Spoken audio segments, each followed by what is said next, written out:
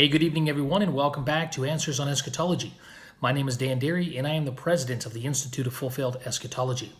We are in the middle of a study on Matthew 24, and we have now moved beyond the first portion of verse 30, the sign of the Son of Man in heaven, and we are going to begin to look at the middle section of this text where Jesus says, "And all the tribes of the earth shall mourn." Now, I don't have to tell you probably that this has nothing to do with a future mourning of every nation, tribe, people, and tongue on planet Earth over a future great tribulation that's going to come upon all the earth, right? I know that is what dispensationalism and some of futurism teaches. However, it is completely foreign to the text.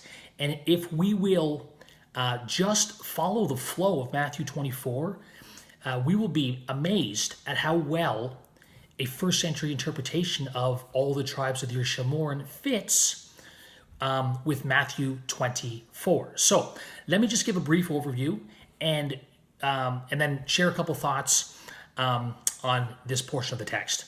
Remember, Matthew 23, 29 and following, Jesus pronounces judgment upon the Jews of his day for shedding innocent blood and for their violation of the Mosaic covenant. And that judgment would consist of the destruction of the city and the temple, Matthew 24, verse 2. In response to hearing this judgment, the disciples asked Jesus, "When shall these things be? What shall be the sign of your coming to do this and the end of the age?" Jesus begins to answer their questions. He tells them, listen, you're going to see some things. You're going to go through some persecutions. You're going to go through some trials, some testings. But these things are the beginning of sorrows. The end is not yet. Then he begins to tell them some things that they will see, which will mark the beginning of the end. He tells them, Matthew 24:15, when you see the abomination of desolation, get out of Jerusalem, for then will be great tribulation, Matthew 24:21. And immediately after the tribulation of those days, Matthew 24, verse 29, the sun will be darkened, the moon will not shed its light, and the stars will fall from heaven. Jesus told his first century disciples that immediately after the tribulation of those days, Jerusalem would be judged and destroyed.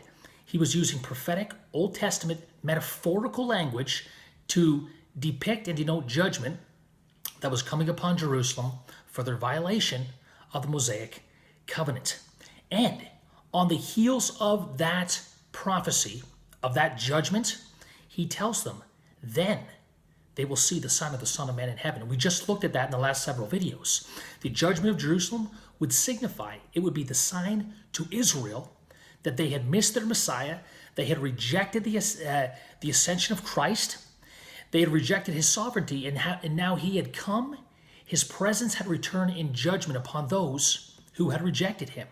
And following all of this, in this context, Jesus speaks these words, "And then all the tribes of the earth shall mourn." You see, if we keep it in this context, we can easily understand that Jesus was referring to the tribes of Israel, all 12 tribes of the earth. That word earth is the Greek word gi. It can mean either earth or land. The context determines the interpretation. And in this context, it's simple. All tribes of the land of Israel will mourn. Why? Because they missed their Messiah. They understood that they were now being judged for the rejection of the kingdom, for the rejection of Jesus Christ, their Messiah. All the tribes of the earth would mourn following that destruction.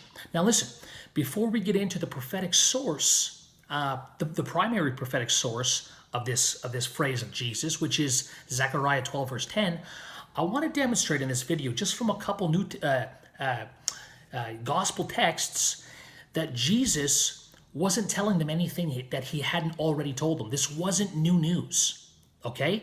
This idea of all the tribes of Israel mourning, number one, was Old Testament prophecy, which we're going to get to, but number two, Jesus had told this to his generation over and over again through stories and parables. And I want to pull a couple of those out for you, which will help us to really see Matthew 24:30, all the tribes of the earth shall mourn, in its first century context. Go with me to Luke chapter 23. And let's go down, let's read verses 27 to 30. Now, this is obviously, Jesus is on his way to his crucifixion. He has been turned over by Pilate to be crucified. Watch this. And following him was a large crowd of the people and of women who were mourning and lamenting him. Jesus, turning to them, said, "Daughters of Jerusalem, stop weeping for me." Now listen, remember Matthew 24:30. Now all the tribes of the earth shall mourn. Here we have women mourning him, weeping over him. But watch what he says to them. "Daughters of Jerusalem, stop weeping for me, but weep for yourselves and for your children. For behold, the days are coming when they will say, blessed are the barren, and the wombs that never bore, and the breasts that never nursed.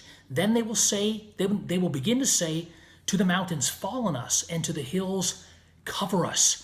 Jesus is telling the women of his generation, don't weep for me. Listen, there's something worse coming upon you and your children, i.e. your generation. And he's referring, of course, to the destruction of Jerusalem in AD 70. And here's the cool thing. I brought this out earlier in this study, but watch this. When he says, the days are coming when they will say, blessed are the barren and the wombs that never bear. This is a direct parallel text to Matthew 24 and verse, let me just get it here, 19, where Jesus says, "But woe to those who are pregnant and those who are nursing babies in those days." Why? What days? The days when Jerusalem would be surrounded by armies. The days when they would see the abomination of desolation and they were to get out of Jerusalem because the great tribulation will be upon them. That's what Jesus is referring to in Luke chapter 23. And he says that upon those women and their children, that generation, would come a time of great tribulation, a time when they would cry out to the mountains, fall on us, and to the rocks, to the hills, cover us. They would mourn and they would weep for themselves. This is the fulfillment. This would be the fulfillment of Jesus' words in Matthew 24:30, when Jesus said, all the tribes of the earth shall mourn. He reiterates that promise as a prophecy to these women in Luke 23. Every tribe of Israel would mourn.